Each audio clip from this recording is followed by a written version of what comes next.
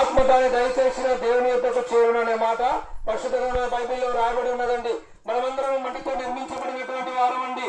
దేవుడు మనల్ని మంటితో నిర్మించి నాసికారంధ్రంలో జీవాయన ఊదగా నరుడు జీవాత్మని పరిశుద్ధమైన బైబిల్లో రాయబడింది. యేసుక్రీస్తు ప్రభువుల వారు మనల్ని కూడా ఈ లోకానికి ఆయన తీసుకొని రావడానికి ముఖ్య ఉద్దేశము దేవుని మహిమ కొరకు.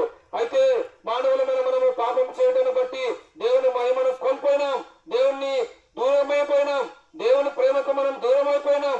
కనుక దేవాది దేవుడు, సృష్టికర్త అయినటువంటి దేవుడు తిరిగి మనల్ని పరలోక రాజ్యంలో చేర్చాలని, తిరిగి మనతో స్నేహం చేయాలని, తిరిగి మనల్ని ప్రేమించినటువంటి వాడే మన కొరకు లోకానికి ఆయన దిగి వచ్చినాడు.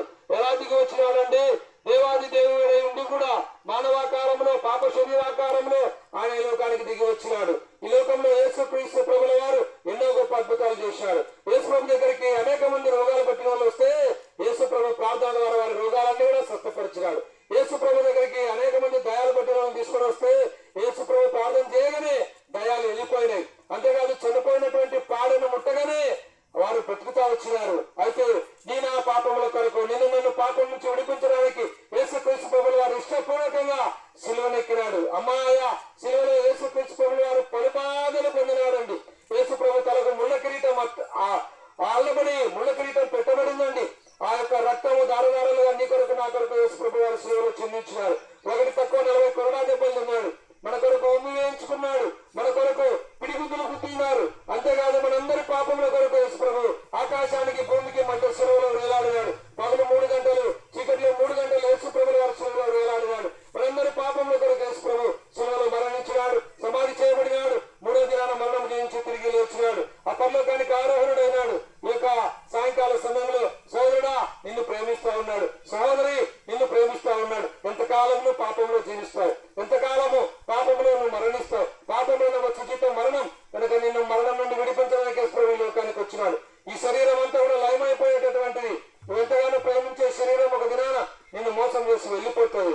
అందుకే దేవుని వాక్యంలో రాయబడింది, మన్నైనది వెనుకటి వల్లనే మళ్ళా భూమికి చేరును. నువ్వు మట్టి నుండి నిర్మించబడినావు గనుక నువ్వు చనిపోతావు, మట్టిలోకి నువ్వు వెళ్ళిపోతావు.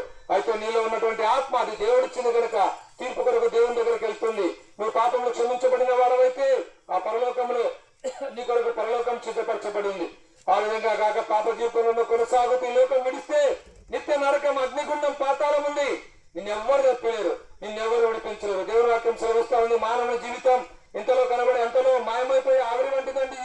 ఎక్కడ ఎప్పుడు ఎలాది లోకం విడిచి వెళ్ళిపోతానో ఈ లోకంలో ఎవరం కూడా చెప్పలేం. అయితే నీలో జీవం ఉండగానే మాటలు వింటున్న సోదరుడా, యేసు ప్రభుని నీ సొంత రక్షకులను అంగీకరించాలని ప్రేమతో మిమ్మల్ని ఆహ్వానిస్తా ఉన్నాం. ప్రభుని విశ్వాసం ఉంచండి, అప్పుడు మీరు మీ ఇంటి వారిని గొప్ప ఆత్మరక్షణ, పాపక్షమాపణ, పరలోక రాజ్యం మీరు పొందగలరు. యేసు ప్రభుల వారి గురించి మీకు ఇంకా ఎక్కువగా తెలుసుకోవాలని ఆశ ఉంటే ఇక్కడే కులూరు గ్రామంలో ఆ యొక్క ఊరు ఎంట్రన్స్ బయట ప్రార్థనా మందిరం ఉంది. అక్కడికి మీరు ఎప్పుడైనా రావచ్చు, దేవుని వాక్యం వినొచ్చు. మీ అందరూ కొరకు మేము ప్రార్థన చేస్తాం. మోకరించండి అందరూ దయచేసి. ప్రేమల ప్రజల్లో గొప్పండి మీ పాదములకు వందనాలు. ఈ గ్రామాన్ని ప్రేమించి మీరు అందించిన వర్తమానం కొరకు వందనాలు. ఉన్నవారిని మీ కార్యం చేయండి, మీ చిత్తంలో ఏర్పాట్లు ఉన్న వారిని రక్షించుకున్నాము. ప్రాంతానికి శుభమని చెప్పి వెళ్తున్నాం. మీరే కార్యం గురించి మీరే మహిమ పొందమని యేసయ్య పరిశుద్ధ నామములో స్తుతించి ప్రార్థించి అడిగి వేడుకుంటున్నాం మా తండ్రి. ఆమేన్.